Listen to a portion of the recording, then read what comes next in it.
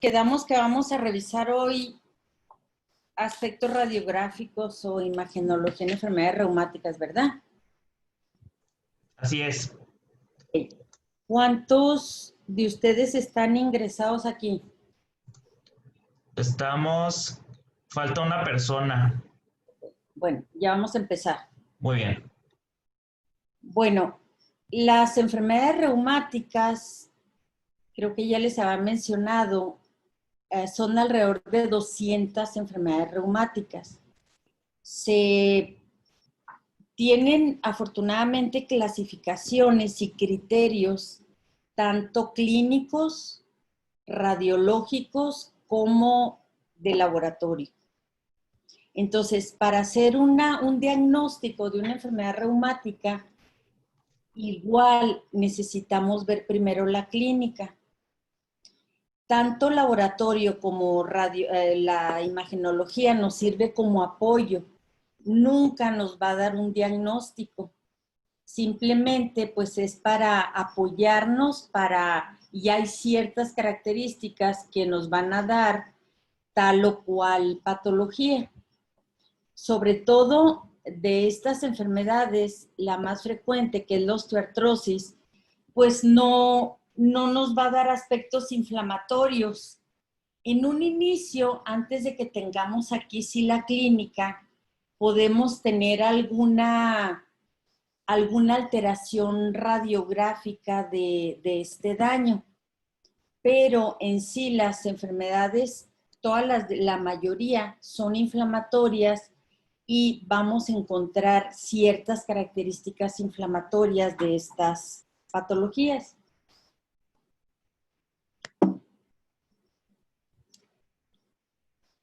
Bueno, en cualquier radiografía vamos a llevar cierta secuencia.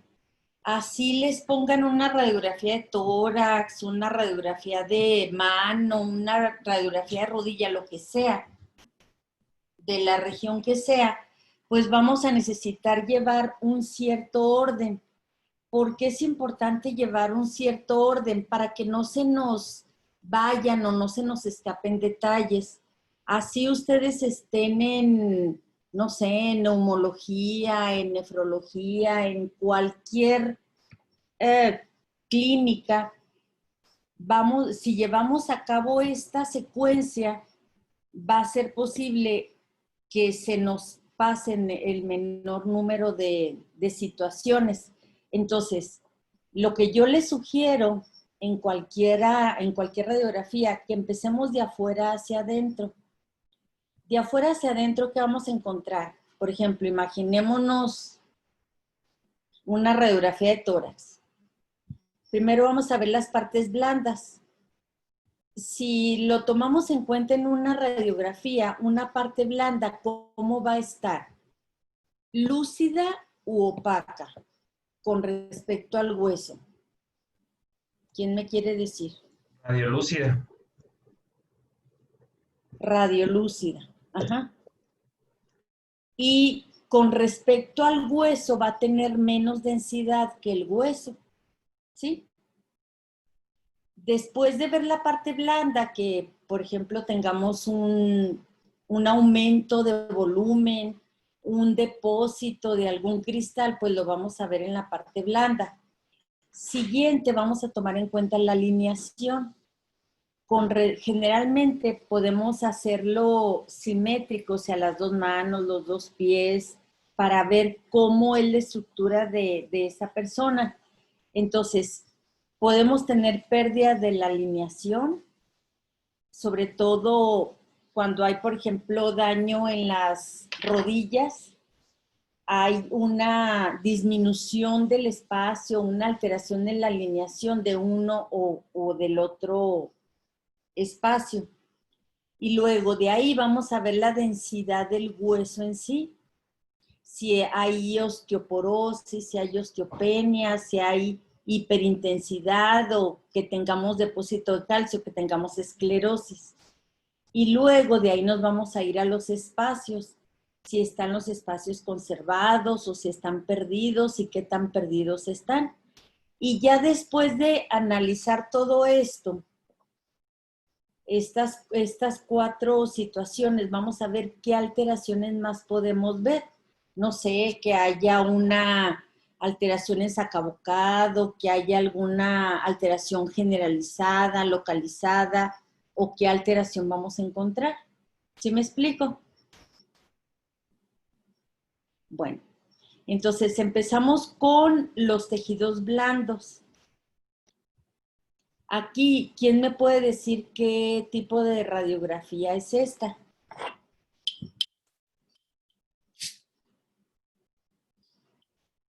¿O qué región?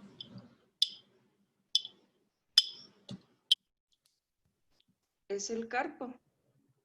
Sí, es una mano que está en posición supina, es una radiografía anteroposterior en la cual, ¿qué se ve en el tejido blando?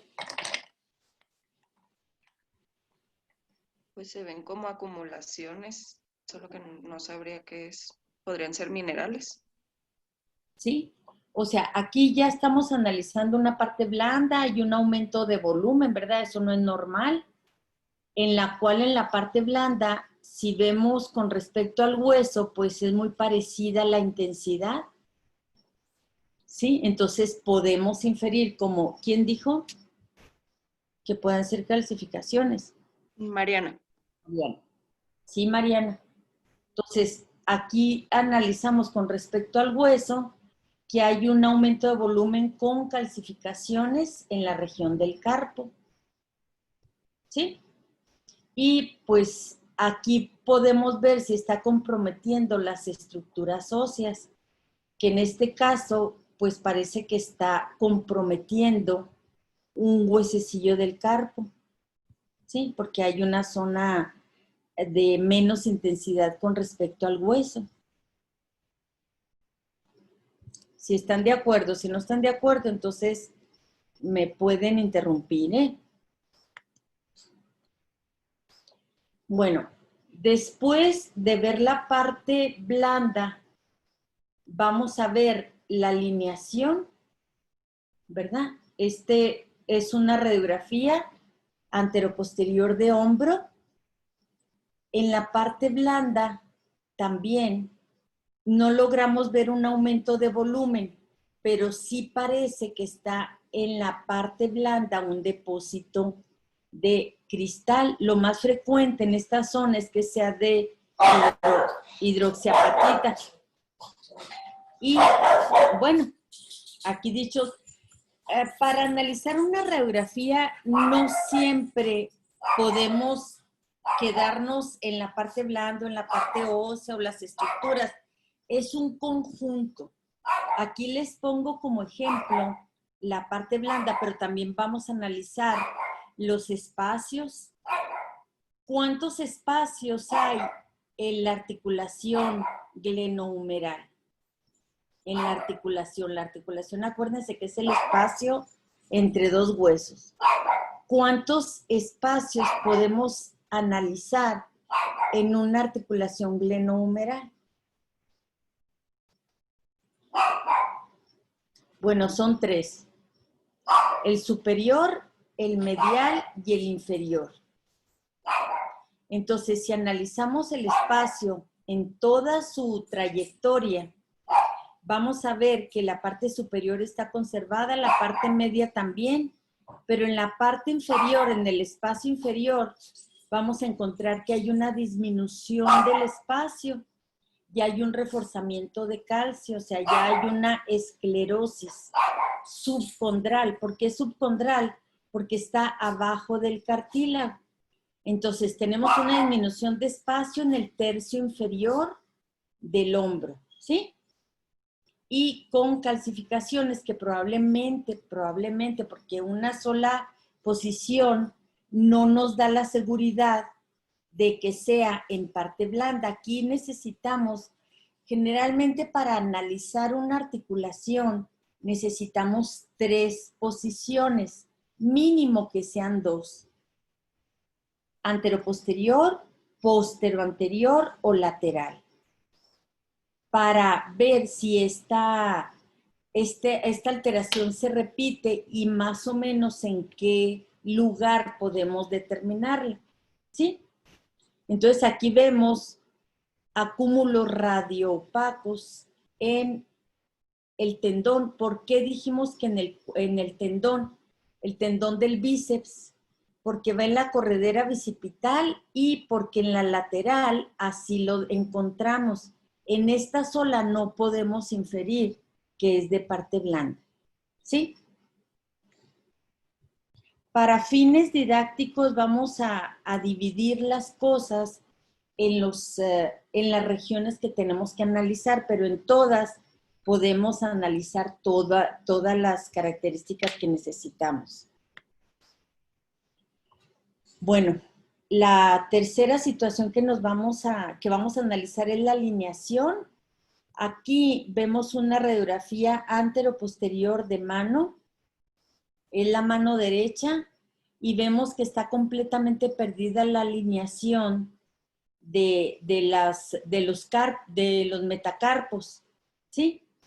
Pero pues vemos que hay una anquilosis ósea, o sea, ya hay una pérdida completa del espacio, hay una subluxación del quinto, del cuarto, con una esclerosis subcondral de las distales, y pues seguramente aquí vamos a encontrar una desviación cubital de todos estos huesecillos. Clínicamente los vamos a encontrar así, ¿sí? Y hay una osteopenia justarticular. En cuanto a la densidad del hueso, hay geodas, que ahorita eso lo vamos a ver más de cerca. Bueno, en cuanto a las partes blandas, aquí no las encontramos, no las logramos distinguir. La alineación está, ¿cómo está esta alineación? ¿Qué radiografía es? Una radiografía anteroposterior Posterior. De rodilla. rodillas. ¿Cómo está la alineación? ¿Está conservada o está perdida? Nomás hay dos, o conservada o perdida. Son las dos rodillas. Perdida. Doctora. Sí, a ver. ¿Quién me quiere decir? Está perdida la articulación. Está perdida la alineación. ¿Hacia dónde está perdida? ¿Cuántos espacios hay en la rodilla? 2. No, hay Tres. hay 3. Es el espacio medial, el espacio lateral y el espacio fémoro humeral. ¿Sí? Entonces, aquí en una articulación, en una proyección anteroposterior, pues nomás podemos ver estos dos espacios. Aquí está perdido la alineación con disminución del espacio medial. Si se fijan, el lateral está conservado. De las dos, está menos conservado en la derecha que en la izquierda, pero todavía se conserva un poco. ¿Sí? Entonces, hay una angulación con pérdida del espacio medial bilateral, o sea, en las dos rodillas, aquí hay un reforzamiento de calcio, una esclerosis subcondral. Y hay unos piquitos aquí que se le formaron a la parte medial, son muy pequeños. ¿Estos cómo se llaman?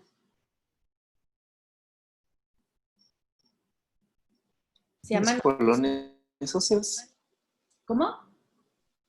Espolón óseo. No. Son osteofitos. Osteofitos que generalmente están abajo del cartílago. Se llaman osteofitos subcondrales, son muy pequeños.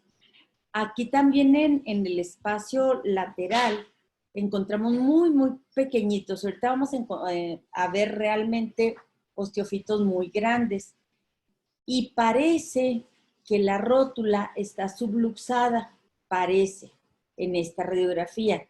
Lo podemos evidenciar en el espacio lateral, en la proyección lateral, ¿sí? Entonces ya vimos parte blanda, alineación, espacios y densidad ósea. ¿Ok? Doctora, yo tengo una pregunta. Dime. ¿Los osteofitos son siempre en las inserciones de los tendones o los ligamentos donde se producen? ¿O pueden crecer fuera de estas localizaciones? Por lo general, sí, son subcondrales. Ajá. Sí, así es. Así son. Por eso alguien estaba diciendo que espolón o espondilítico. Pues sí, en pies, en el calcáneo, también se forman esos osteofitos. ¿Sí? Son debajo del cartílago por lo general, en donde estuvo el cartílago. ¿Por qué? Porque es la zona que más está respondiendo al esfuerzo repetitivo, al daño repetitivo que se va a hacer y la pérdida del cartílago. Entonces el hueso, ese huesito es el que responde y deposita calcio tratando de recuperar la estructura que se está perdiendo. ¿Ok? Muy bien, gracias. Bueno, aquí vemos un estadio radiográfico grado 4 de una artritis reumatoide. ¿Por qué radiográfico grado 4? Que eso lo vamos a ver cuando veamos artritis reumatoide. El grado 4 es cuando hay una anquilosis ósea, que están en el quinto, cuarto, tercero de las interfalángicas proximales. Y si vemos los carpos, los huesecillos del carpo no se logran diferenciar uno con otro, están pegados, es una artrodesis del carpo.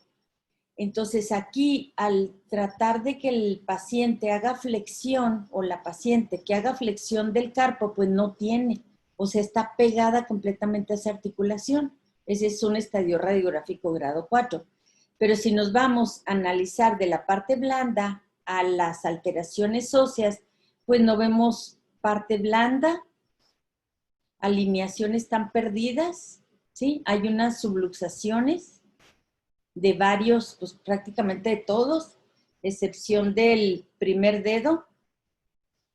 Hay esclerosis con osteopenia yuxtaarticular, hay giodas, que son los quistes óseos que se hacen porque hay una necrosis de la parte central de este hueso, y la artrodesis completa de las articulaciones de carpos y de varias interfalángicas proximales. Aquí hay desviación cubital. ¿Sí? Ok. Eso dijimos en cuanto a la alineación. Son puras representaciones que les estoy haciendo, pero que en una sola podemos encontrar todas las alteraciones. Aquí los espacios, para ejemplificárselos, ¿cómo está esta articulación de este hombro? Tiene pérdida del espacio articular. ¿Sí? Está pegado completamente, ¿verdad? Inclusive ya se está alterando la forma de la cabeza del húmero. ¿Ok? Entonces, Y tiene un poco de esclerosis, ¿no? O sea, sí tiene esclerosis. Ajá, sí. Hay esclerosis y esto que dijimos que se llama,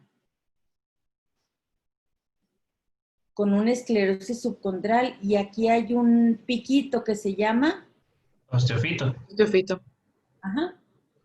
Y en general, o sea, una radiografía no es útil para ver ni siquiera osteopenia, porque a veces el rayo incide mal, ¿sí? O sea, no hay una incidencia adecuada y nos puede dar la imagen que hay una osteoporosis o una osteopenia. Podemos inferir, pero no es seguro. Para eso se utiliza la densitometría ósea, para ya ahí medir exactamente cuánto densidad tiene la cortical de los huesos. Pero aquí, por ejemplo, pues podemos inferir que es una persona de edad avanzada con una osteoporosis también generalizada. ¿Por qué? Porque la cortical del hueso está un poquito adelgazada y en general aquí se ve un poco de osteoporosis.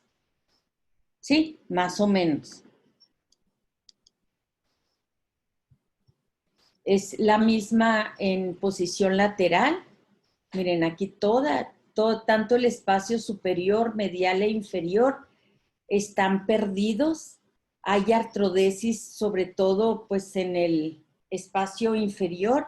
Se dice que migra la cabeza de la articulación, de la cabeza humeral. Así le pasa igual a la cadera.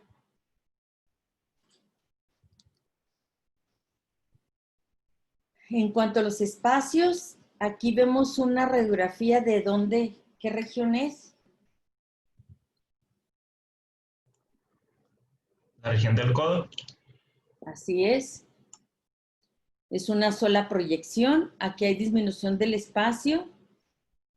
Esto se ve mucho en pacientes jóvenes, tanto hombres como mujeres, que tienen movimientos repetitivos de esa articulación. Por ejemplo, antes, en las mecanógrafas o taquimecanógrafas que le pegaban fuerte a los teclados de las máquinas de escribir, también a los obreros que utilizan como excavadoras, que tienen mucho movimiento repetitivo. Eran pacientes jóvenes que tenían de 6 a 7 años de estar 9 horas usando esas excavadoras que empezaban a tener daño en el codo. Y esto ocasiona mucho dolor y también tanto en los epicóndilos por la unión de los tendones. Aquí hay una verdadera anquilosis. ¿Sí?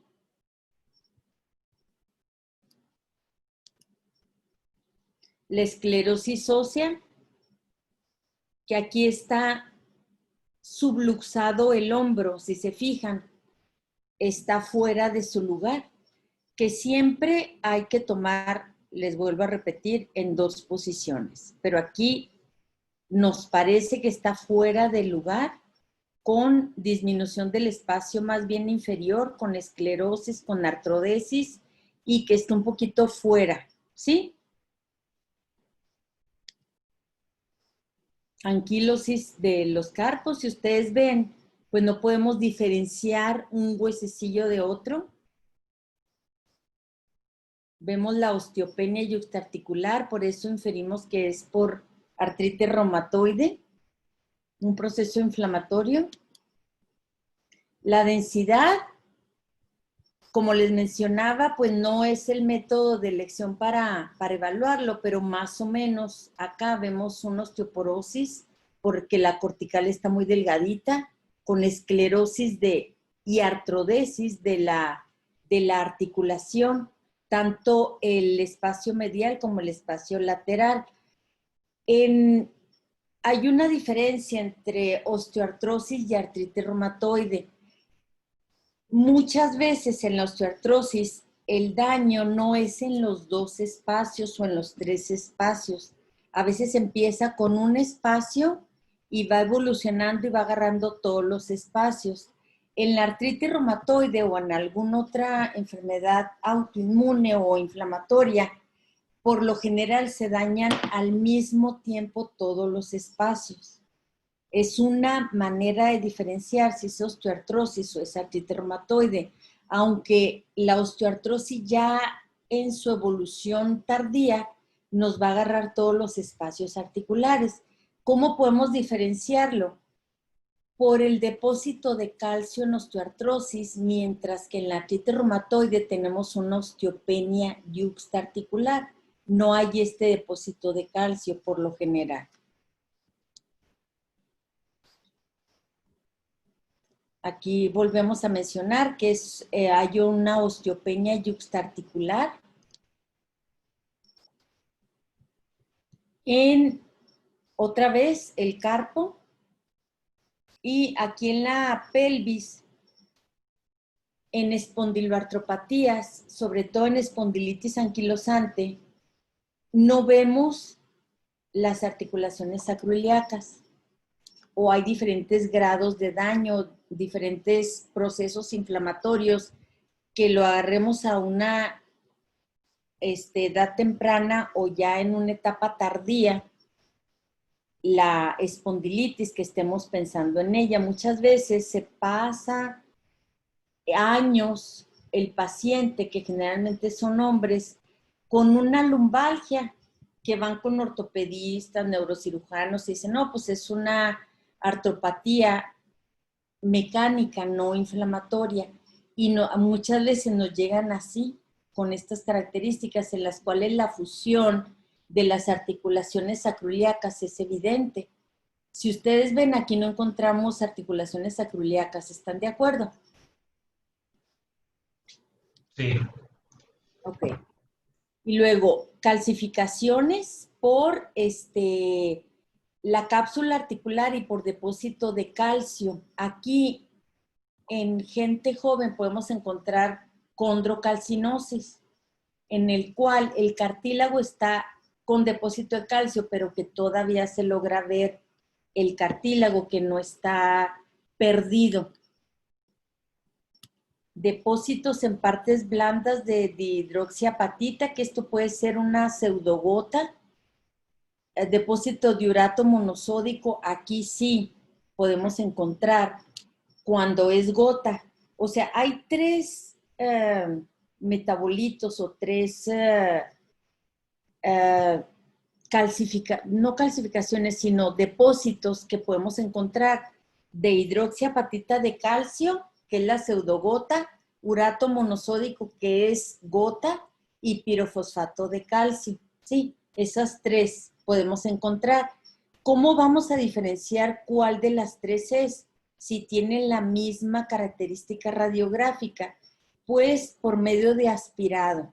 Y aparte, por pacientes que tengan hiperuricemia, aunque podemos tener gota o pseudogota sin elevación de ácido úrico, no es lo frecuente. Esto parece que es una gota familiar, o sea, y vemos nódulos, verdaderos tofos, y a veces se abren al exterior y sale una sustancia lechosa que es o calcio o de ácido úrico. Podemos encontrar erosiones localizadas o generalizadas. Miren, por ejemplo, aquí en esta parte blanda, en la parte posterior de esta articulación, encontramos esta calcificación, pero a su vez podemos encontrar erosiones en sacabocado, que son erosiones también yuxtaarticulares, o sea, cerca de la articulación. Esto debe hacer un diagnóstico diferencial con neoplasias. ¿Sí? Entonces, aquí habría la necesidad de hacer un gamagrama óseo o un PET para hacer un diagnóstico si no encontramos erosiones en sacabocado, en cráneo. Si encontramos en cráneo estas erosiones y otras erosiones en otras articulaciones o en otros huesos, sobre todo en grandes huesos, ya sea húmero, tibia, peroné, ¿qué pudiéramos estar pensando si encontramos lesiones en sacabocado también en hueso de cráneo? ¿Qué creen que podemos pensar? Que no sea un proceso de artritis reumatoide o... Metástasis. Una, otra. Puede ser algo fúngico, ¿no? Una lesión que esté erosionando. No. En mieloma múltiple podemos encontrar lesiones en sacabocado en varios huesos y en cráneo. Eso es característico. Siempre acuérdense que hay que hacer diagnósticos diferenciales, no nada más casarse con una patología, con una enfermedad. ¿Sí me explico? O sea, un paciente puede tener artritis reumatoide, puede tener lupus, puede tener osteoartrosis, pero también puede tener un mieloma múltiple. ¿Me explico? También puede tener un cáncer. Entonces, siempre un paciente puede tener diferentes patologías. Eso que les quede claro, para que no, no, pues no, ya está ahí, no sé. Si hay otras cosas que nos hagan pensar en otra patología, hay que ir por esa patología también. ¿Ok? Erosiones centrales, que esto también puede ser por neoplasias. Marginales, los quistes subcondrales, que si ya tenemos un cuadro clínico de, por decir, artritis reumatoide, en la cual tenemos edema de partes blandas, dolor, sensibilidad, a la exploración encontramos cierto aumento de volumen, pues entonces sí podemos, y vemos estas radiografías, hay ciertos criterios que nos pueden hacer pensar que sea una artritis reumatoide. ¿Sí? Otro quiste subcondral, ya son estadios muy avanzados de daño, edema de partes blandas. Entonces, en conclusión, en las radiografías, ¿qué vamos a encontrar? ¿O qué vamos a ir a buscar? Inflamación de tejidos blandos, generalmente alrededor de las articulaciones, que tengamos una disminución del espacio articular, que tengamos osteopenia yuxtaarticular, que tengamos quistes, erosiones y completamente la pérdida de la articulación con anquilosis, ya sea fibrosa, que empiece o ósea. ¿Sí? Eso es lo que vamos a tratar de buscar. Por ejemplo, en espondilitis anquilosante. Este es un estadio radiográfico grado 4. ¿Por qué? Porque tenemos pérdida de las articulaciones sacroiliacas completamente. Aquí ya nos da un estadio radiográfico grado 4. Tenemos, en etapas iniciales, vamos a tener un encuadramiento de las vértebras. Posteriormente se van a hacer osteofitos marginales, que aquí en la columna se llaman sindesmofitos, que se van a ir uniendo con una articulación con otra hasta formar la caña de bambú. Tenemos, ya les digo, la pérdida de la alineación. Tenemos fibrosis de partes blandas de ligamentos fibrosos, ¿sí? Y en la cual están completamente pegadas estas articulaciones con caña de bambú, que podemos tener también el signo de la daga. Bueno, ¿qué vamos a encontrarlas en la columna? Ya dijimos, de parte fuera hacia adentro, vamos a buscar osteitis, signo de las esquinas brillantes, que son la hipertrofia de ligamentos, del ligamento amarillo, las características de las vértebras que van empezando a perder su forma y se van haciendo cuadradas, los sindesmofitos, la columna en bambú, que ya la vimos, y las discitis. ¿Cómo vamos a ver discitis o disquitis? Un aumento de la intensidad en las radiografías, o también podemos tener abombamientos discales en osteoartrosis, en la cual hay pérdida de los espacios de las articulaciones y se abomban los discos. Puede haber abombamientos discales en el centro, laterales, anteriores o posteriores. Cuando es un abombamiento posterior es lo que más nos interesa, porque aquí podríamos tener radiculopatías. ¿Están de acuerdo? El signo de riel de tranvía, tenemos fibrosis de los ligamentos amarillos y el signo de la daga. Bueno, aquí esta ya se pasó. En gota, el depósito de los cristales de urato monosódico.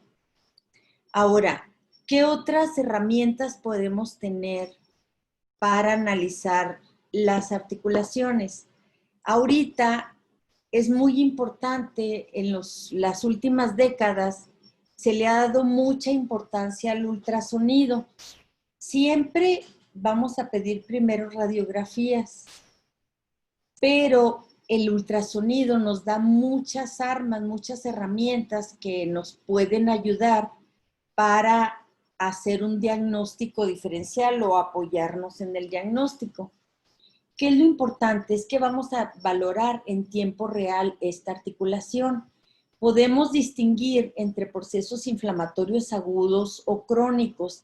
¿Cómo vamos a diferenciar cuando sea un proceso inflamatorio agudo o cuando sea un proceso inflamatorio crónico? Sobre todo en las señales Doppler. Podemos tener mucha intensidad Doppler o podemos ya no tener, pero el daño pues ya evolucionó y se hizo crónico. Por ejemplo, en las radiografías, pues más bien vamos a ver las partes óseas. Muchas veces no podemos ver las partes blandas. Por ejemplo, ahorita vimos radiografías de manos. Ahí no vemos los tendones, la membrana sinovial que está inflamada, la hipervascularidad, mientras que en el ultrasonido sí lo podemos ver. Y aquí podemos ver hiperecoicas o anecoicas, la densidad de las partes blandas. Las partes blandas con respecto al hueso son anecoicas o hipoecoicas con respecto a las partes óseas. ¿Cuál es la desventaja? Que se ha visto que existen diferencias entre los observadores radiológicos. Hay una diferencia estadísticamente significativa. Lo que se ha tratado es unificar criterios, pero aún así muchas veces no hay diferencias entre los observadores.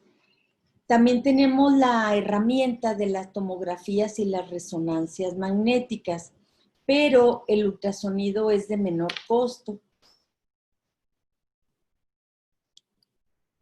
Por ejemplo, aquí tenemos una representación esquemática de las diferencias que vamos a encontrar entre un reumatólogo o entre un médico, los hallazgos clínicos que puede encontrar y el porcentaje de evidencia que podemos tener, tanto en el hallazgo clínico como en las radiografías convencionales, como en la gammagrafía ósea, como el ultrasonido y como la resonancia magnética.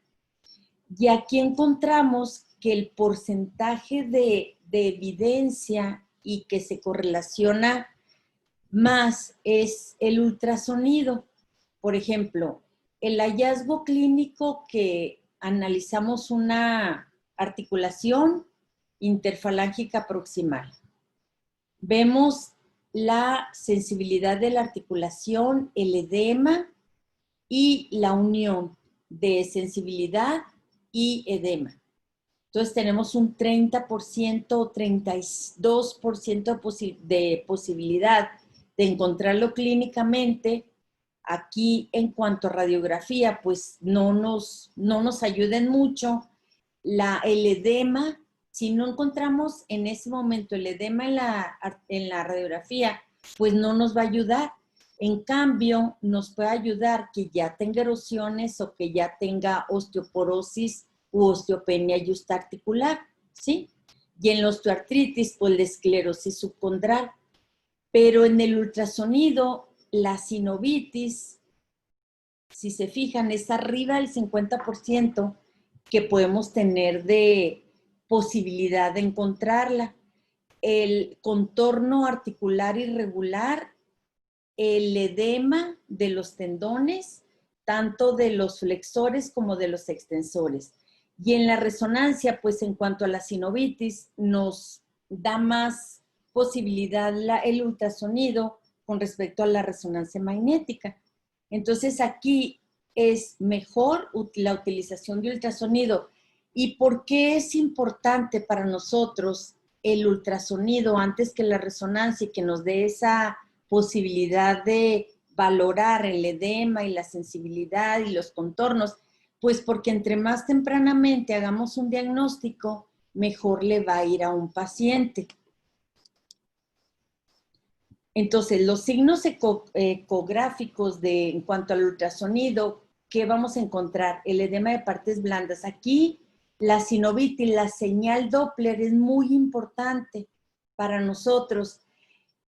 La fisiopatología de la artritis reumatoide en etapas iniciales, antes de que nos dé un edema de articulación, hay una hipervascularidad de la microcirculación. Ahí es donde se está gestando todo el proceso articular. Entonces, si lo encontramos en etapas tempranas, la señal Doppler para esa articulación le va a ir mejor, por ende al paciente, ¿sí? Podemos encontrar también nódulos hiperecoicos cuando hay depósito de calcio, los tofos. Puede haber sombra o puede no haber sombra posterior. Vamos a encontrar la membrana sinovial todavía con hipertrofia. Entonces, va a haber un aumento de celularidad de la membrana sinovial. Posteriormente podemos encontrar erosiones de la corteza de esos huesos con el signo de doble contorno, imágenes puntiformes también en el mismo líquido sinovial, hasta erosiones óseas, ¿sí? Bueno, aquí tenemos un ultrasonido en posición transversal, en la cual encontramos la metacarpofalángica. Siempre el ultrasonido tiene que ser con buena acústica, o sea, con suficiente gel. Y vamos a guiarnos por los huesos. Esa es nuestra indicación de que vamos bien, de que estamos analizando. Siempre, por ejemplo, rodilla, hombro, siempre nos vamos a ir buscando el hueso y de ahí el espacio de la articulación. Por ejemplo, aquí tenemos la metacarpofalángica, las interfalángicas proximales, el espacio, las interfalángicas distales, los tendones, las membranas sinovial, que aquí vemos un poquito de disminución del eco, que sería una lesión hipoecoica en el tendón, sobre todo en el tendón extensor de esa articulación. Aquí se está dañando. Como les mencionaba, en la artritis reumatoide la fisiopatología es la microvascularidad. Entonces podemos encontrar marcadores angiogénicos que nos van a dar una artritis reumatoide temprana con alto riesgo que vaya a evolucionar hacia un daño articular. ¿Y para qué? Pues para tener una intervención terapéutica. Acuérdense que en un proceso inflamatorio, en etapas iniciales, pues hay liberación de citocinas, hay activación de procesos inflamatorios que queremos evitar, que queremos que no haya ese daño en esas articulaciones.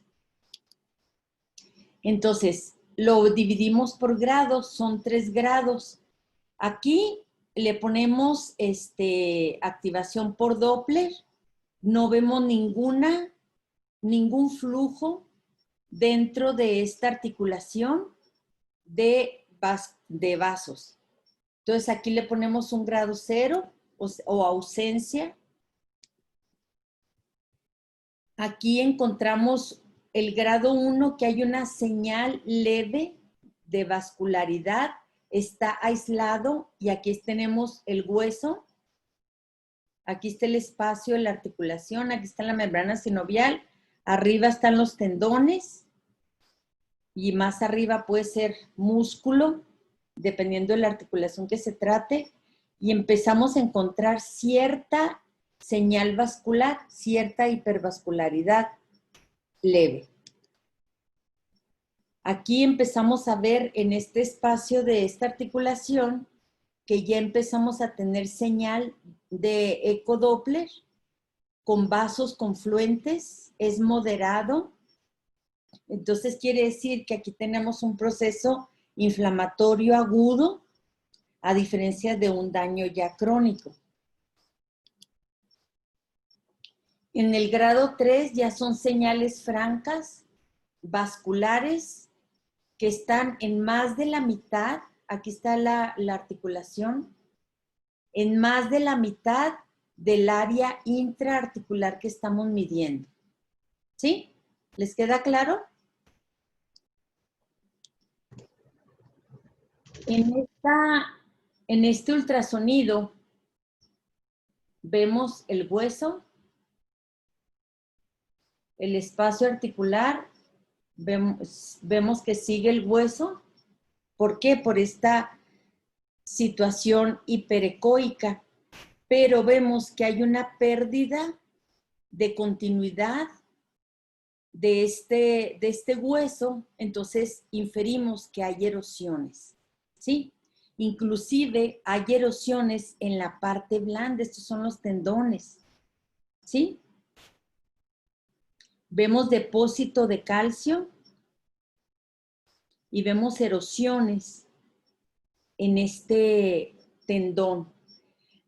Es muy importante, aquí esta es la cabeza humeral y estamos viendo los tendones de qué manguito. El manguito, los rotadores. El rotador. Así es.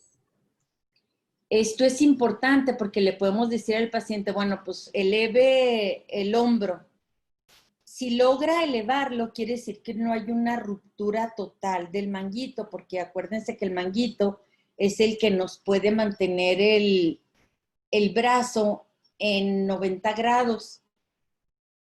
Si batalla para elevarlo, mínimo tenemos 1 o 2 lesiones importantes en los manguitos rotadores.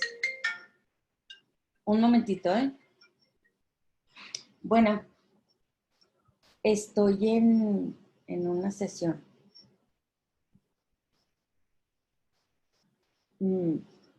Sí. No, en 20 minutos. Bye. Perdone. Entonces aquí tenemos lesión de los manguitos rotadores con erosiones y calcificaciones. Quiere decir que pues ese paciente tiene mucho dolor. Y si hay una ruptura, una erosión, pues necesitamos verlo en otras posiciones, en longitudinal, para ver si hay qué tanto y cuál es el tendón que esté afectado. Aquí tenemos depósito de calcio, esta también es una cabeza humeral, aquí está el hueso, donde tenemos calcificaciones, y aquí es donde se supone que tiene que estar el cartílago, ¿sí? Y son paralelas, con patrón moteado. También en todo el manguito rotador tenemos muchas calcificaciones. ¿Sí los ven? Sí. Aquí podemos ver que están en las bursas, que están en los tendones, que están en la articulación. Una resonancia magnética correspondiendo a un ultrasonido. ¿Qué región creen que es esta?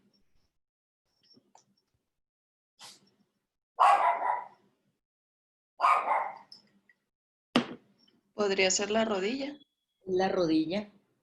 Entonces aquí tiene condrocalcinosis, porque aquí todavía se ve el cartílago ya en una resonancia, ¿verdad? Y corresponde perfectamente con el ultrasonido. Y aparte, en el ultrasonido podemos ver los ligamentos cruzados, los ligamentos anteriores, los meniscos.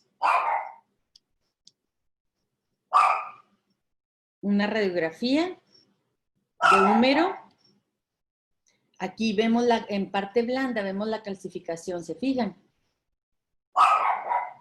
Y aquí la vemos en este ultrasonido. Y que tienen reforzamiento posterior, que se le llama sombra posterior.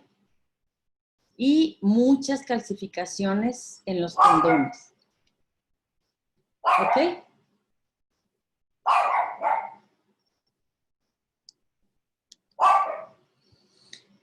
Bueno, este estudio vieron el impacto o sea, en las imágenes por ultrasonido al inyectar esteroides en tobillo y en parte media del pie. Clínicamente los tocaron y clínicamente les inyectaron el esteroide de depósito y correspondió tanto clínica como por ultrasonido un 30% nada más. Pero, ¿qué fue lo importante?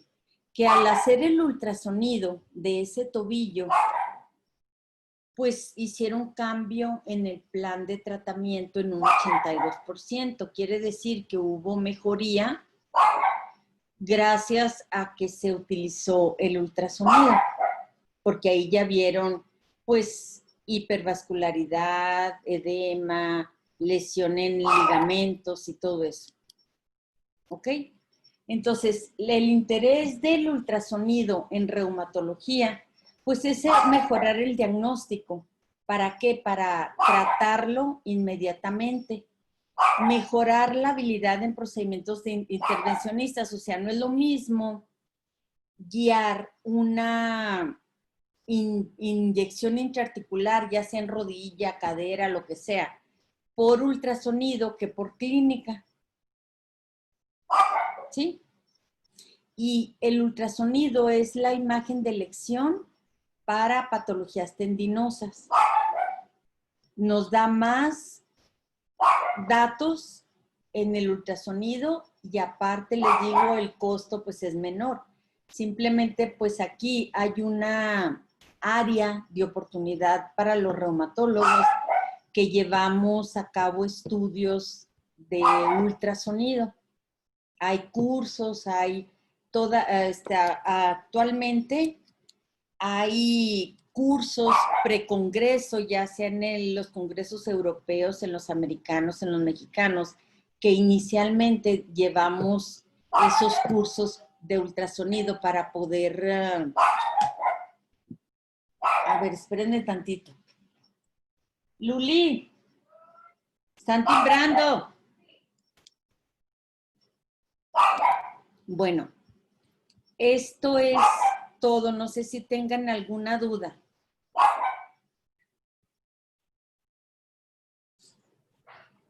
Yo nada más el uso de ya, por ejemplo, de PET-CT, la gammagrafía ósea, que son estudios más específicos, pues no son tan comunes, ¿no? Ya nada más cuando se tiene alta sospecha de enfermedades raras o algo por el estilo, ¿no?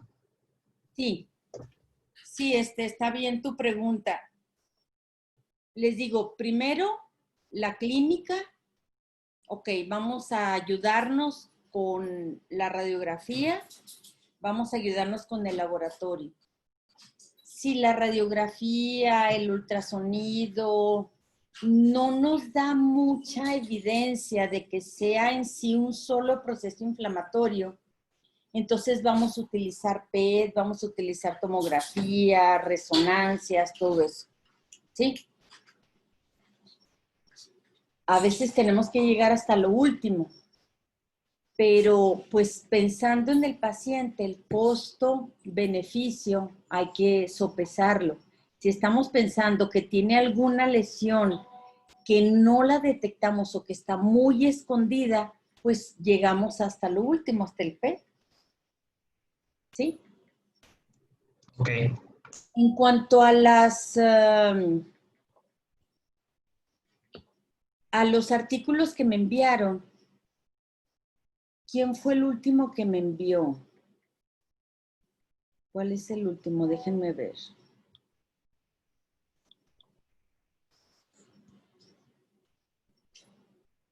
Ay, voy a tener que sacarlo. A ver.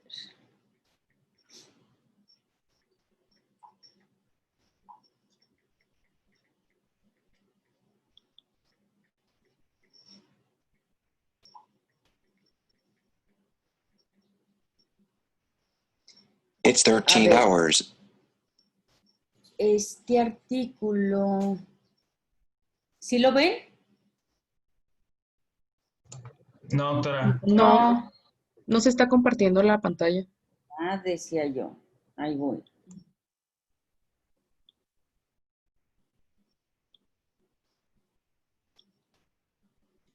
¿No? Sí, ya. Y ahí. Bueno, Marco me envió uno. ¿Quién más me envió? Bueno, de los tres, bueno, el equipo 1, ¿verdad? Los tres lo hizo el equipo 1. ¿Sí? Ok. Sí. Este es el que más nos puede servir. Les faltó poner la descripción, porque los otros que enviaron, pues en realidad no me dicen nada. Este estuvo muy bien resumido.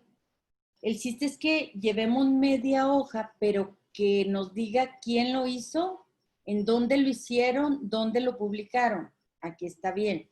Y que sea reciente, 2017 está bien.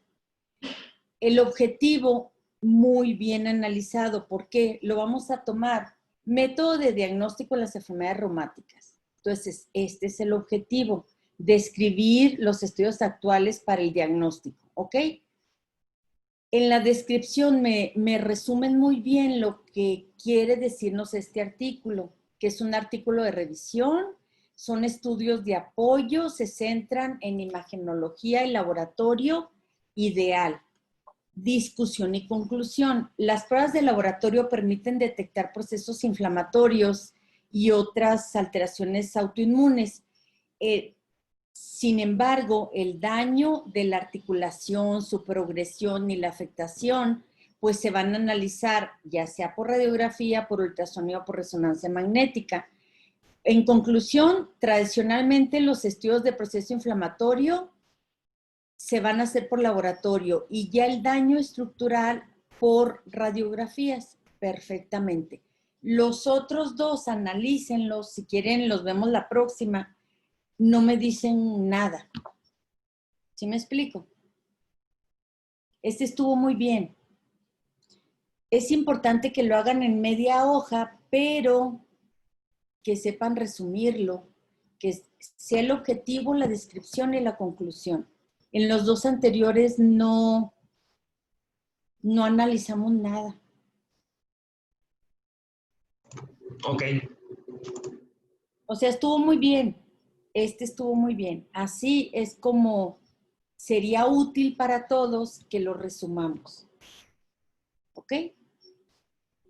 Bueno, si no tienen alguna pregunta, pues hasta aquí le dejamos y lo vemos la próxima laboratorio. ¿Sale? Sí, doctora. Sale.